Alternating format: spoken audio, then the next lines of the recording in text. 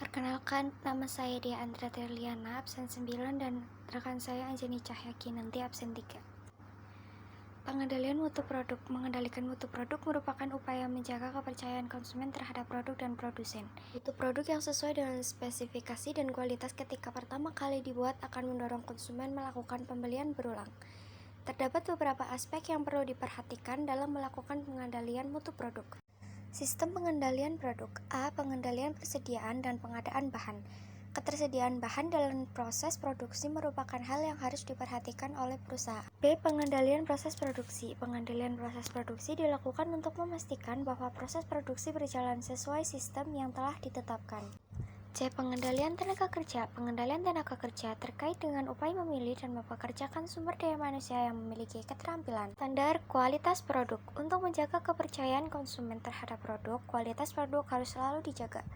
Tujuan standar kualitas produk: menjembatani kepentingan konsumen dan produsen, melancarkan pergerakan arus barang dan jasa dalam perdagangan, meminimalkan hambatan dalam kegiatan operasional produksi, mempercepat penyesuaian sistem standar mutu, meningkatkan daya saing melalui kualitas dan keamanan produk, memudahkan penyesuaian mutu produk berdasarkan standar yang berlaku. Jenis standar kualitas produk. International Organization for Standardization adalah sebuah badan standarisasi internasional yang berwenang menetapkan standar mutu. Salah satunya untuk produk manfaat. Standar ISO dalam bidang bisnis adalah meningkatkan kepercayaan konsumen terhadap produk perusahaan. ISO juga memberikan dampak psikolog kepada konsumen bahwa produk yang memenuhi standar ISO dianggap layak aman digunakan. Standar Nasional Indonesia (SNI). SNI adalah standar internasional di Indonesia yang disesuaikan dengan WTO Code of Good Practices. Fungsinya sama dengan standar ISO, yaitu meningkatkan kepercayaan konsumen terhadap perusahaan.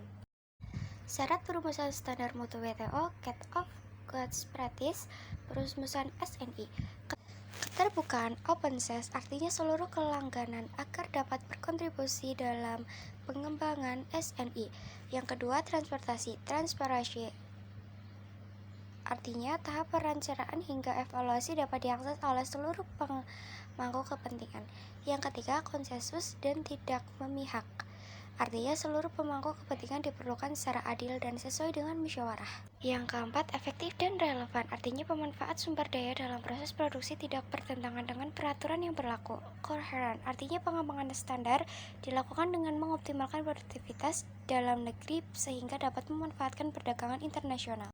Yang keenam, berdimensi pembangunan, yaitu mempertimbangkan kepentingan umum untuk meningkatkan perekonomian. Yang terakhir, mutu baku, yaitu produk diciptakan untuk memenuhi standar kualitas sehingga dapat mendukung perdagangan, pengembangan ekonomi nasional, dan industrialisasi. Pengendalian kualitas produk. Pendekatan pengendalian produk. Yang pertama, elemen produksi, kesesuaian antara manajemen produksi dan proses produksi dengan integritas perusahaan. Yang kedua, komposisi produksi, mencakup pengetahuan, keterampilan, pengalaman, dan kualitas kerja. Yang ketiga, elemen lunak, meliputi tenaga kerja, kejujuran, sikap kerja, motivasi, moral, dan kualitas kerja.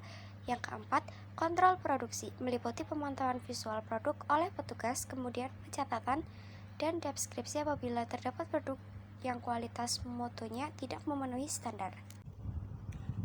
Pertimbangan standar kualitas produksi. Yang pertama, kualitas produksi pesaing. Yang kedua, manfaat akhir produk yang dihasilkan. Yang ketiga, kesesuaian harga jual dengan kemampuan konsumen sasaran. Yang keempat, kerutinan kontrol kualitas produk, quality control.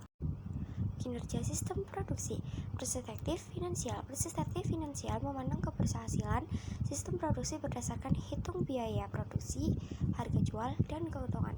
Selanjutnya, di saat ditentukan kondisi perusahaan, apakah dalam tahap pertumbuhan growth, berjalan sustain, atau berkembang harvest. Perspektif pelanggan dilakukan dengan mengidentifikasikan kondisi pelanggan dan segmen pasar. Selanjutnya digunakan untuk menentukan strategi bersaing dengan para kompetitor.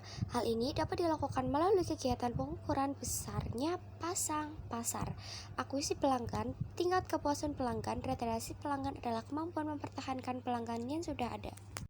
Proses internal bisnis. Perusahaan melakukan pengukuran terhadap semua aktivitas perusahaan pada semua lini, mulai dari tenaga kerja hingga jajaran material.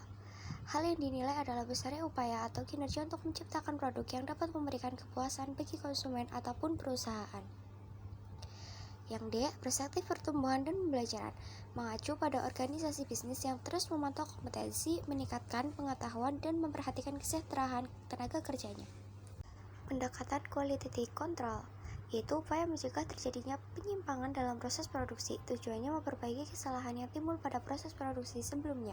Pendekatan masukan input. Faktor penentu keberhasilan proses produksi adalah terpenuhinya kebutuhan atas produk yang berkualitas. Oleh karena itu, diperlukan tenaga kerja yang berpengalaman dalam menyimpan bahan baku dengan baik serta peralatan produksi yang mutakhir. Pendekatan proses. Pengendalian proses produksi dilakukan melalui pengendalian pengawasan yang ketat terhadap produksi. Setiap tenaga kerja yang akan melakukan proses produksi harus diberikan pemahaman terkait prosedur operasional standar (POS).